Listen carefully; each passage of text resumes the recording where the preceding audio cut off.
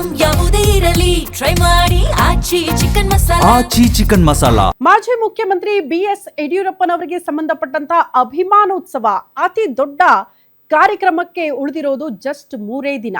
3 ದಿನ ಮಾತ್ರ ಬಾಕಿ ಉಳ್ಕೊಂಡಿದೆ. ಹಾಗಾಗಿ ಅಂತಿಮ ಹಂತದ ಸಿದ್ಧತೆಗಳು ಆಗ್ತಾ ಇದೆ. ಚಿತ್ರದುರ್ಗದಲ್ಲಿ ಅಭಿಮಾನೋತ್ಸವಕ್ಕೆ ಸಕಲ ಸಿದ್ಧತೆಗಳಾಗಿದ್ದು ಮಾದಾರ ಚೆನ್ನಯ್ಯ ಮಠದ ಹಿಂಭಾಗ ವೇದಿಕೆಯನ್ನ ನಿರ್ಮಿಸಲಾಗಿದೆ.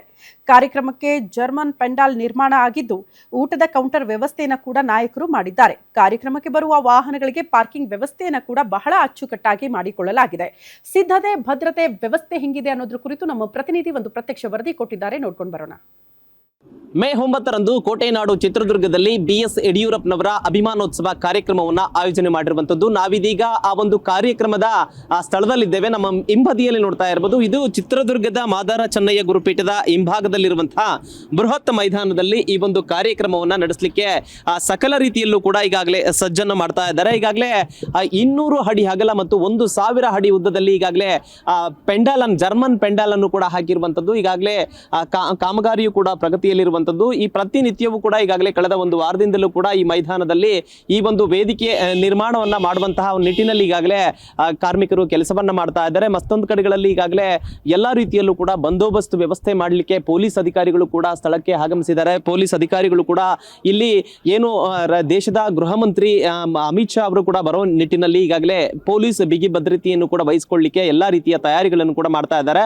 ನಾವೇನು ಮುಂಬದಿಯಲ್ಲಿ ನೋಡ್ತಾ ಇದ್ದೇವೆ, ಇನ್ನೂ ಕೂಡ ಈಗಾಗಲೇ ಜರ್ಮನ್ ಪೆಂಡಾಲ್ ಅನ್ನ ಹಾಕ್ಲಿಕ್ಕೆ ಮುಂಭಾಗದಲ್ಲಿ ಜರ್ಮನ್ ಪೆಂಡಾಲ್ ಅನ್ನ ಹಾಕ್ಲಿಕ್ಕೂ ಕೂಡ ಎಲ್ಲಾ ರೀತಿಯಾಗೂ ಕೂಡ ತಯಾರಿಗಳನ್ನು ಕೂಡ ಮಾಡ್ತಾ ಇದ್ದಾರೆ. ನಾವೇನು ದೃಶ್ಯಾವಳಿಗಳು ನೋಡ್ತಾ ಇದ್ದೇವೆ, ಕ್ರೇನ್ಗಳ ಮೂಲಕ ಈ ಒಂದು ಪೆಂಡಾಲ್ ನಿರ್ಮಾಣದ ಕಾರ್ಯವನ್ನು ಕೂಡ ಮಾಡ್ತಾ ಇದ್ದಾರೆ. ಮತ್ತೊಂದು ಕಡೆ JCB ಯಂತ್ರಗಳ ಮೂಲಕ ಇಲ್ಲಿ ಈ ಒಂದು ಗ್ರಾವೆಲ್ ಅನ್ನ ಹೊಡೆಯುವಂತಹ ಒಂದು ಕೆಲಸವನ್ನು ಕೂಡ ಈಗಾಗಲೇ ಕಾರ್ಮಿಕರು ಮಾಡ್ತಾ ಇರುವಂತದ್ದು. ಅಷ್ಟೇ ಅಲ್ಲದೆ ಈಗಾಗಲೇ ಈ ಒಂದು ಬಿಸಿಲಿನ ಜಳ ಚಿತ್ರದುರ್ಗದಲ್ಲಿ ಜಾಸ್ತಿ ಇರೋದ್ರಿಂದಾಗಿ ಈ ಒಂದು ಜರ್ಮನ್ ಪೆಂಡಾಲ್ಗೆ ಏನು ಮಿಸ್ಟ್ ಫ್ಯಾನ್ಗಳನ್ನ ಅಳವಡಿಕೆ ಮಾಡುವ ಮೂಲಕವಾಗಿ ಇಲ್ಲಿ ಬರುವಂತಹ BSY ಅಭಿಮಾನಿಗಳಿಗೆ ಯಾವುದೇ ರೀತಿಯಾಗಿ ಕೂಡ ಬಿಸಿಲಿನ ಜಳ ತಟ್ಟಬಾರದು ಅನ್ನೋ ನಿಟ್ಟಿನಲ್ಲಿ ಈ ಒಂದು ಪ್ರಯತ್ನಗಳನ್ನು ಕೂಡ ಮಾಡಿರ್ತಕ್ಕಂಥದ್ದು. ಈಗಾಗಲೇ ತುಂಬಾ ಹೈಟೆಕ್ ಆಗಿ ಈ ಒಂದು ದಕ್ಷಿಣ ಭಾರತದಲ್ಲಿ ಇಷ್ಟೊಂದು ಬೃಹತ್ ಗಾತ್ರದ ಪೆಂಡಾಲ್ ಅನ್ನ ಅಳವಡಿಕೆ ಮಾಡಿಲ್ಲ ಅನ್ನುವಂತ ಒಂದು ಮಾಹಿತಿ ಕೂಡ ಲಭ್ಯವಾಗಿರ್ತಕ್ಕಂಥದ್ದು.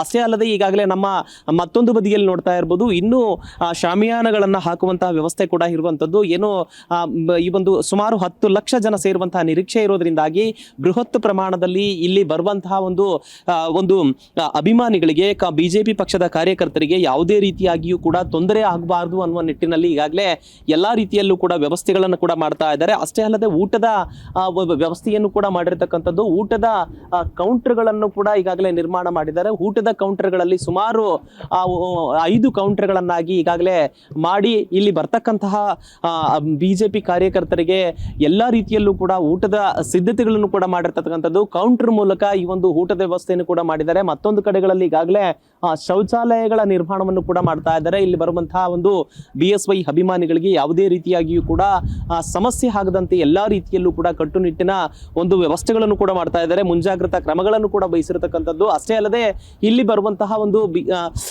ಜನರಿಗೆ ಏನು ಊಟದ ವ್ಯವಸ್ಥೆಯ ಜೊತೆ ಬಿಸಿಲಿನ ತಾಪಮಾನ ಜಾಸ್ತಿ ಇರೋದ್ರಿಂದಾಗಿ ಮಜ್ಜಿಗೆ ವ್ಯವಸ್ಥೆಯನ್ನು ಕೂಡ ಮಾಡಿರ್ತಕ್ಕಂಥದ್ದು. ಅಷ್ಟೇ ಅಲ್ಲದೆ ನೀರಿನ ವ್ಯವಸ್ಥೆ, ಬಾಳೆಹಣ್ಣಿನ ವ್ಯವಸ್ಥೆಯನ್ನು ಕೂಡ ಮಾಡಿರ್ತಕ್ಕಂಥದ್ದು.